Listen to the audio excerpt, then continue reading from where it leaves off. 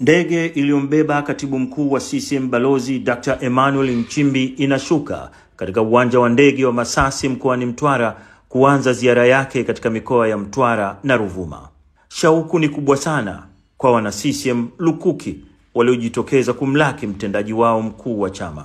Sisi wanawake tunafurahi sana kuona tunaongozwa na Mheshimiwa Rais Samia Suluhu Hassan, lakini tunafurahia kupata mgombea mwenza ambaye anatokea upande wa kwetu kusini ambao ni kwake ni Songea, ina maana ni mwana kusini mwenzetu. Tunafurahi sana, tunafurahi ujio wake na tumemkaribisha sana na tunashukuru sana kwa ujio wake.